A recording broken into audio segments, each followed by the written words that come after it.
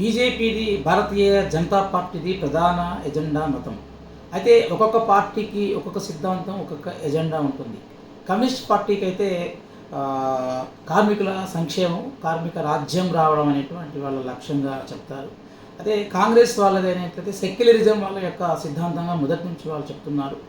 దేశంలో మొదటి నుంచి మతాల మధ్య గొడవలు, మతాలను ఐక్యం చేసే క్రమంలో స్వతంత్ర ఉద్యమంలో అన్ని మతాలు కలిసి పనిచేసినాయి. కాబట్టి స్వతంత్రం వచ్చిన తర్వాత కూడా వాళ్ళు మతాలకు సంబంధం లేకుండా రాజ్యం ఏర్పాటు చేశారు. ఆ విధంగా నడపడానికి ప్రయత్నం కూడా కొంత జరిగినట్టుగా మనం చూస్తాం. కానీ ఇటీవల బీజేపీ పూర్తిగా మత ఎజెండాతోటి అధికారంలోకి గత అనేక సంవత్సరాలుగా వస్తూ ఉన్నది. అయితే వీళ్ళ ప్రధాన ఎజెండా, ప్రధాన మాటలన్నీ కూడా హిందువులం, మనమందరం కూడా హిందువులం, బంధువులం, జై శ్రీరామ్ అనేటువంటి నినాదాలు వీళ్ళ ప్రధానంగా మనం చూస్తాం. కానీ ఇటీవల వచ్చినటువంటి మార్పు స్పష్టంగా కొంత వచ్చినట్టున్నది. ఒకప్పుడు వాజ్పేయి లాంటి వాళ్ళు భారతదేశం వెలుగుతుంది అనేటువంటి ఒక మాట మనం చూసినాం. అయితే భారతదేశం వెలుగుతుంది అనే మాటను ఆ రోజు వాళ్ళు నమ్మలేదు. తర్వాత వాజ్పేయిను ఓడించడం కూడా మనం చూస్తాం. ఈరోజు కరీంనగర్ నుండి వెలువడినటువంటి ఒక ప్రకటన బండి సంజయ్ దగ్గర నుంచి వెలువడ్డది. అంటే మున్సిపాలిటీ ఎలక్షన్ల సందర్భంగా ఇందులో ఉన్నటువంటి నినాదాన్ని చూడండి. ప్రధాన నినాదం ఎక్కడ కూడా పెద్దగా హిందువులం, బంధువులం, మనకు మనమే ఓటేసుకోవాలనేటువంటి నినాదం ఇక్కడ లేదు. అభివృద్ధికి ఓటేయండి అని ఇది ఈ యొక్క ఫుల్ ఫేజ్ యొక్క ప్రకటన యొక్క సారాంశము. అభివృద్ధికి ఓటేయండి అని చెప్పడంతో పాటుగా ఇంకా కొన్ని 5-6 పాయింట్లు కూడా ఇందులో రాశారు. అభివృద్ధి మరింత అందాలన్నా, అభివృద్ధి మరింత జరగాలన్నా కూడా మీరు మాకు ఓటేయండి. ఓటేసే ముందు మళ్ళీ తర్వాత ఆలోచించండి, తర్వాత మేము చేసిన పనులను గుర్తించండి, తర్వాత గుణవంతులైన మా అభ్యర్థులను గెలిపించండి అనేటువంటి నినాదాలు ఇందులో చోటు చేసుకున్నాయి. అయితే దీని గురించి మనం ఎందుకు మాట్లాడుకోవాలంటే ఎక్కువగా మనం బీజేపీని మొదటి నుంచి కూడా, అంటే బండి సంజయ్ అయితే సమాధులను తవ్వితే శివాలు వెళ్తే మీ, శివలింగాలు వెళ్తే మాయి అనే చాలాసార్లు ప్రకటన మనం చూసినాము. ఇట్లా బాగా ఉద్వేగాలని, రెండు మతాల మధ్యలో ఉద్వేగాలు రెచ్చగొట్టడానికి, తర్వాత ఓట్ బ్యాంక్ రాజకీయాలు మాట్లాడుకోవడానికి బీజేపీ మొదటి నుంచి పనిచేస్తున్నట్టుగా మనకు అర్థమవుతున్నది.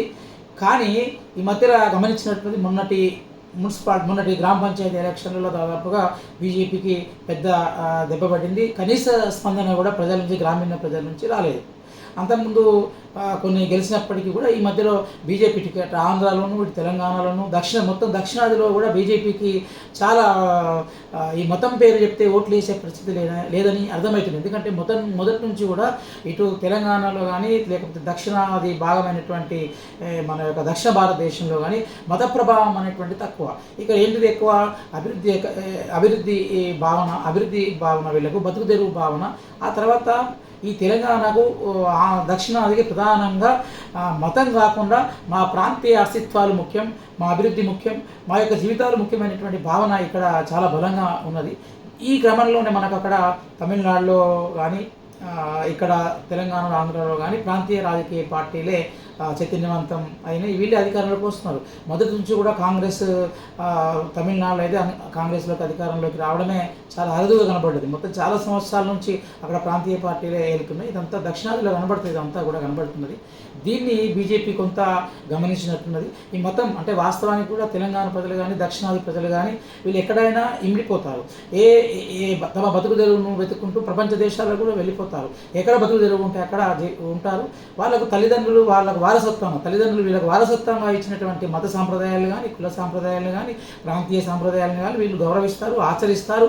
అంతేగాని మతాన్ని ప్రత్యేకంగా చూసే పరిస్థితి, మత పిచ్చి అనేటువంటిది మన యొక్క దక్షిణాదిలో చాలా తక్కువ. దీన్ని ఆలస్యంగా గుర్తిస్తున్నారు.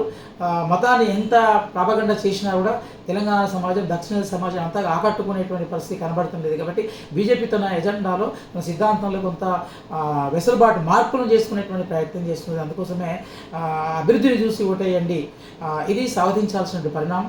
ఎందుకంటే ఎవరికైనా కూడా మతం కాదు కావాల్సింది, ఫస్ట్ మనుషులకు బతుకు తెరువు కావాలి. మంచి విద్య కావాలి, మంచి వైద్యం కావాలి, మంచి ఉద్యోగాలు కావాలి, మంచి సౌకర్యాలు కావాలి. ఇవి ఎవరైతే ఇస్తారో వాస్తవానికి పోటీ అయినటువంటి రాజకీయ పార్టీలు తమ యొక్క తెలివితేటలతోటి, తమ యొక్క మేధా సంపత్తితోటి ఎవరైతే ప్రజలకు మేలైనటువంటి పరిపాలన అందిస్తారో అట్లాంటి వాళ్ళు అధికారంలోకి రావాలి. కానీ మతంతో వచ్చేటువంటి అధికారాలు చేస్తే మతం కోసం పనిచేస్తారో తప్ప వాళ్ళు ప్రజల కోసం పనిచేసేటువంటి అవకాశం ఉంటుంది. ఇంకొకటి ఏంటంటే మొదటి నుంచి కూడా కాంగ్రెస్ చెప్తున్నటువంటి కాంగ్రెస్ కూడా చాలా మత రాజకీయాలను చేసేటువంటి ప్రయత్నం చేసింది. వాళ్ళు కూడా మతాన్ని బతికిస్తూనే వచ్చారు. కాబట్టి బీజేపీ కొంత ఉధృతంగా మతాన్ని తీసుకొచ్చినప్పుడు కాంగ్రెస్ వాళ్ళు కూడా మతాన్ని తీసుకొచ్చేటువంటి ప్రయత్నం చేశారు. కాబట్టి రెండు పార్టీలను, ఏ పార్టీలు అయితే మతాన్ని తీసుకొచ్చి ప్రజల ఎజెండా లేదు అట్లాంటి పార్టీలను ఓడిస్తారనేటువంటి భయం అటు కాంగ్రెస్ వాళ్ళకైనా బీజేపీ వాళ్ళకైనా ఏ పార్టీకైనా అట్లాంటి భయం కలగాలి. ప్రజల యొక్క సమస్యలే, ప్రజల యొక్క సౌకర్యాల మెరుగే, ప్రజల యొక్క జీవితమే ఎజెండాగా రాజకీయాలు రావాల్సిన అవసరం. ఇటువంటి రాజకీయ పరిణామాలను మనం అందరం కూడా హృదయపూర్వకంగా స్వాగతించాలి.